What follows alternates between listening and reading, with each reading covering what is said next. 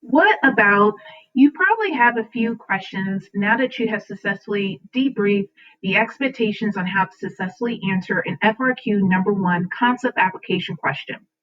There are always some details that you may not know, and this purpose of this video is just to fill in some of the gaps of your understanding. Feel free to skip ahead to the next section of the session review or stay back and listen to what it is I'm going to share. One thing I want you to remember is that students are not expected to memorize each leader that served this country. Having a general understanding of each president in their time that they serve is great, but it is not required. There are some elements of the Constitution that you should definitely know. The Bill of Rights, for example, you definitely need to know the explicit details about Amendments 1 through 10. However, the 7 articles of the United States Constitution, although we didn't go into explicit details for each one, there are a couple of articles that you want to make sure that not only do you know what the purpose of the article, but what the sections are about as well. For the part of this particular video, I'm going to go over the parts of the Constitution that students should know. And it's important to also keep in mind that with this particular section, there are references to the Constitution in the MCQ section of your AP exam. So just in case you might forget some of the details, you might get a refresher within the test. Here is a list of key sections that have been discussed throughout the semester. Feel free to pause the video so you can take notes or rewind so you can hear me restate the information again. Article 1 of the United States Constitution outlines the powers of the legislative branch.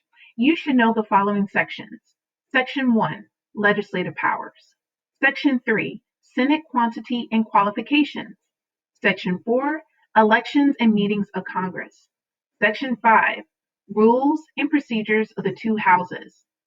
Section 7, law-making procedures. Section 8, powers of Congress. Some powers that you should keep in mind are the following: to lay and collect taxes, borrow money, establish a uniform rule of naturalization, establish a postal service, or to declare war. There are a total of 18 powers outlined in the Constitution. Section 9, powers denied to the federal government, and Section 10, which is the last one of Article 1, are powers denied to the states. Article 2 of the United States Constitution, Executive Branch. Section 1, Executive Powers. Students should definitely know subsection 2 of Section 1, which explains how states' powers have the authority to appoint electors. Section 2 explains the powers of the President of the United States. Section 3 explains the duties and responsibilities of the President. And Section 4, which is the last one of Article 2, outlines the rules and procedures for impeachment. Article 3, which identifies the qualifications and powers of the judicial branch. Students definitely should know details about Section 2, jurisdiction of the federal courts. Article 6 of the United States Constitution explains the miscellaneous provisions of the United States Constitution. Students should definitely know Section 2, federal supremacy. In addition to knowing the articles of the United States Constitution, students need to remember that one of the goals of the Founding Fathers was to establish checks and balance. And throughout Articles 1 through 3, this process is indicated.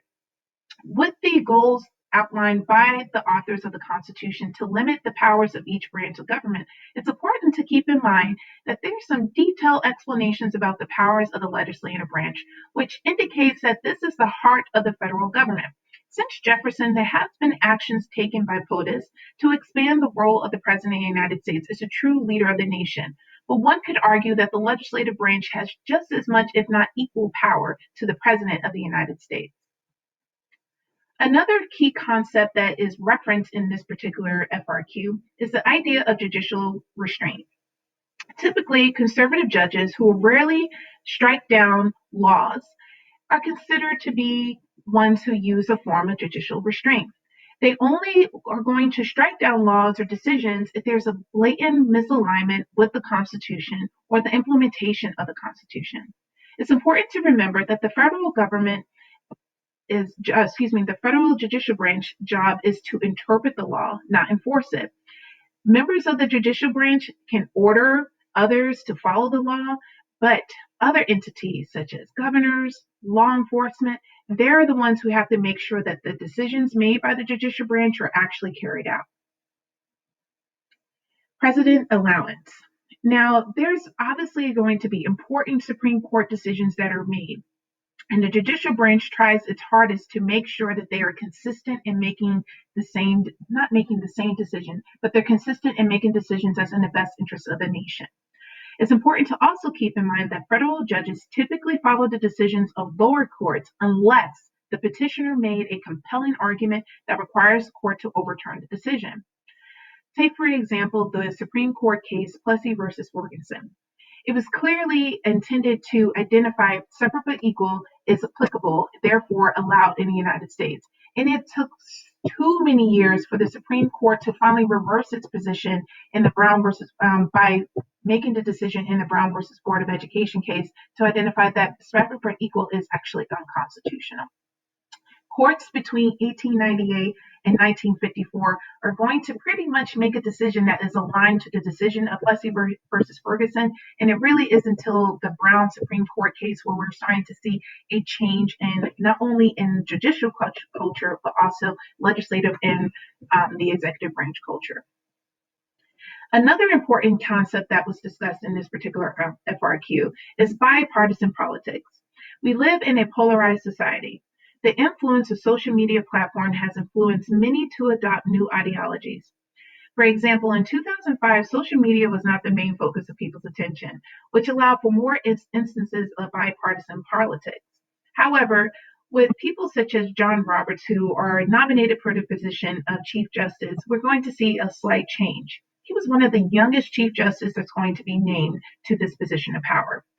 And typically, if this were to happen today, we probably would not have seen his successful nomination. Candidates who do not check all the boxes are not a rare thing. It happens frequently. It's important to keep in mind that we live in a more polarized society, which means that something that happened in 2005 may not happen in 2021.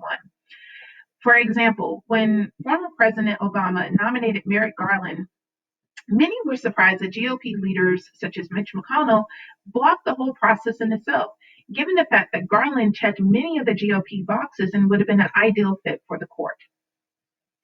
Another and final concept that I wanted to share with you in this video is about the judicial nomination process.